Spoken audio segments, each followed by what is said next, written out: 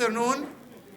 First of all, I would like to thank the organizers, in particular Adi and Dorit. Wait, I haven't spoken yet. Don't clap. So I really enjoyed this conference. I learned a lot. It was really great to be here, honestly. And so I would like to tell you about a parallel research hub that was established in parallel to the one that is funding this beautiful event. We called it QERNEL. So there is initials of something. So I would like to spend my few minutes to tell you about a topic that has not been touched yet, but I think is relevant to the world of quantum computing, which is the world of quantum computing on the cloud. So, trying to run things on real quantum computers.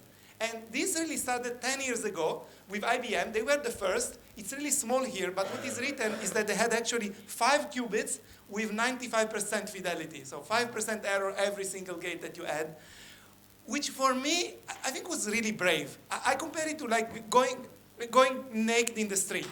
I mean, they had something that was really, ridiculous, but nevertheless, they said everyone can come and use it and see what we have. So it was really pioneering. And today, 10 years after, we have, first of all, many more companies. What you see here, it's really small, but it has superconducting, spins, NV centers, trapped ions, cold atoms. These are the different technologies, and these are the different places, so Americas, Europe, Asia. You see many more companies that have established a quantum computing center and give you access to their quantum computers, but also the numbers are such that, for instance, in IBM Quantum, you have about more than 100 qubits, and the fidelities now are up to 99.8%. So, 0.2%. So there is an increase, both in the terms of how many qubits you have and what is the fidelity of each single qubit. So I think it is really, very impressive what has been done. And it's relevant. I mean, these are quantum computers. So the conference is about quantum computing. So I think the question I would like to ask now is, I have access to a quantum computer with 100 qubits. What's next? So of course, you can ask ChatGPT or Gemini, and they will tell you an answer, but you will never know if the answer is correct. So if you want, so what you'd better do is actually to ask experts, and this is why QERNEL was established. The research center includes 22 researchers from 6 universities. This was our kickoff event. So you probably recognize some of the faces. Actually, there are some people like Adi actually just Adi and Daly that are in both. But these are the names and the universities. So what is the goal? The goal is really to connect the Israeli academia to the world of real quantum computing, especially quantum computing on the cloud. How we do that? So of course we have fellowships, we have conferences. I'm not sure if we'll be able to do something as beautiful as this one, but we'll try, we'll do our best. And I think this was the key to our specific center, was to actually spend some of the budget to purchase time for running things on the quantum computing on the cloud. As you know, you can have some time for free. You can also ask for credits by the companies, or maybe you have a friend who have access to. But sometimes you really want to run it on your own, and that costs some money. So we have some small budget to really encourage people. And I tell the researchers in the hub, if you don't spend the money, we'll throw it away. So, sometimes you need that. The goal is to really encourage people to do that. So why would you do that? So of course we are a very big group, so it's hard to have a single common theme. So we split in something that we recognize as 3 main topics. So one is about algorithms that somehow are maybe noise resilient, or maybe could even get some advantage of noise. So it's a little bit different philosophy than the one that we heard here, where basically if you have an error, you try to correct it. Of course, it's not either or, but we try to say, okay, maybe can I live with it? Can I do something? So, and for instance, these quantum machine algorithms on optimization and games, somehow they are they're more resilient to noise. Then there is a question of advantage, which is a separate question. We also look into physics of open systems. So we have some chemists in our group, and they are in particular interested in what happens if you have a quantum system that is coupled to a buff.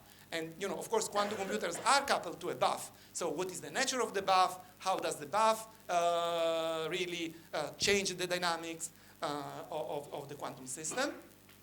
This is like a model for some quantum system with a buff. And then there is a team working on quantum simulations and the connection to many-body physics. So as you can see, the topics that we deal with are, they are tangent to the one that have been discussed here. Just the focus is a little bit different. So it's a little bit less about proving theorems and more about like running things. That I think for me is the main difference between the two centers.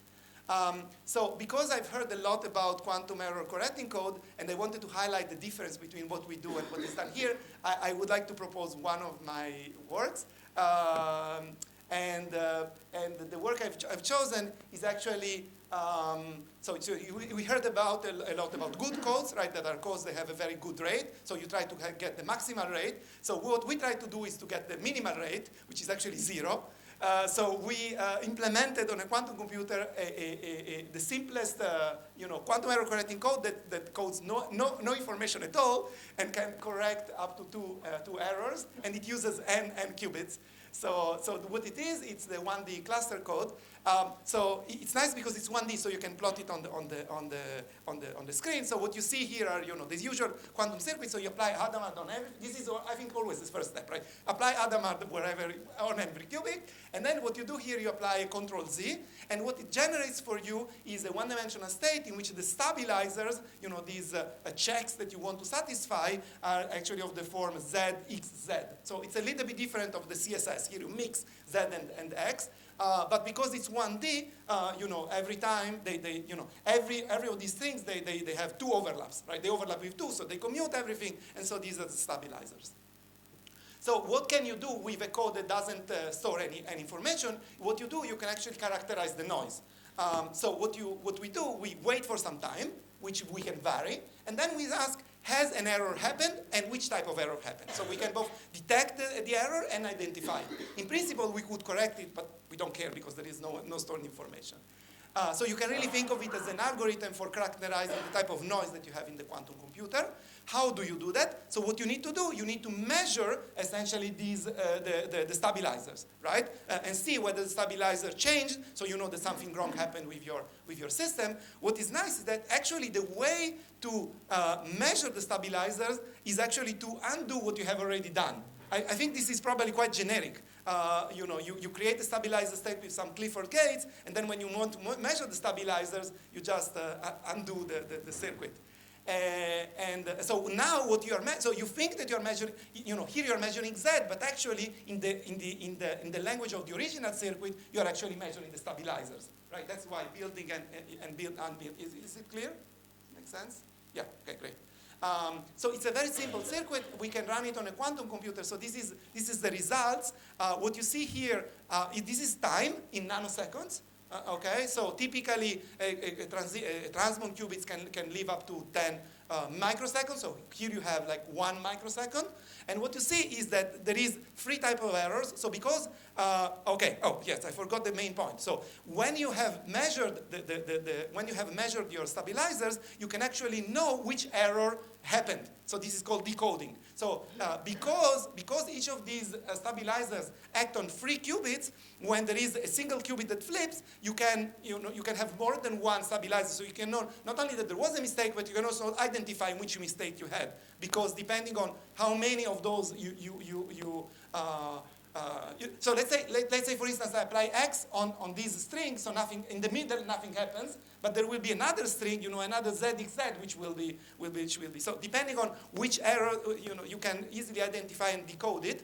And so this is what I'm showing you here. So I'm showing you here. We have measured these syndromes, and then we are reconstructing which type of errors you have.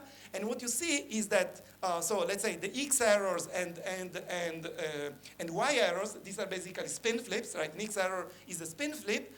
They actually occur, not very frequently, while the Z error, which is actually a phase right? The z error is a phase error. You see that with time it increases. So the errors can occur because of two reasons. They can occur because of building, when you build or measure, and this is something fixed in time, so you know that it happened either before the waiting time or at the end of the waiting time, and these are most the spin flip errors. While the phase errors, you see that there is something final to begin with, so even if you don't wait, there is some error, but increases linearly with time. So, it means that basically what I'm measuring here is really the rate at which I accumulate Z errors in my quantum computer, which is larger than the rate in which I accumulate X and Y errors, which are spin flips. So, in our language, it tells you that T2, this is basically T2 for physicists. This is basically T2, this rate, and this is basically T1, and we know that T2 is much smaller than T1. Okay, good. So what we use is actually, we use the 5 qubits, and we actually measure, in principle, if you have an infinite chain, you can measure the qubits measure the errors on any of the qubits. Here we had a finite chain, so we could actually recognize only errors on the middle qubit. So we were probing the errors on that specific qubit. So for non-physicists, can you explain why you expect zeros to accumulate rather than other errors? Yes. So an X error is really a spin flip. So it means that you were in excited state and you go from the excited state to the ground state. And usually this doesn't happen too much, but because it's really a physical process. I mean, something that moves from one. The Z error is the Z error is a phase error. And the phase error basically means that you are randomly rotating on the block sphere, right? So these rotations there's nothing that protects you. I mean, why would I stay there? I mean, you put it in the plus state. Why should I stay? If you are up, okay, you're excited, fine. You need to basically emit energy to go from one to up. Yes, I would say this is the case. Yes. This is. I love this question. Thank you. No, this is the time. This is the delay time. So this is the time between when we prepare the qubits and when we measure them. So we wait. We use our clocks and we wait time. 100, in this case, 1 microsecond. So what creates the accumulation?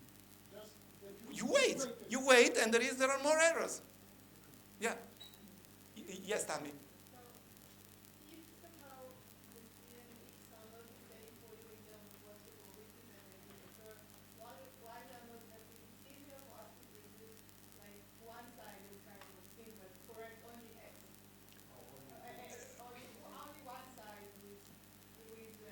I think people working with cat qubits, this is exactly the direction. So the cat qubits have a very cat qubits. This is one of the qubits. Maybe, right?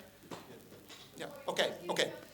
So I need to conclude. So I would like to invite you to a meeting that we'll have in 2 weeks. So the registration deadline was until Monday, but I know I'm in touch with the organizers, and I can grant you an extension until tomorrow. So thank you for your attention.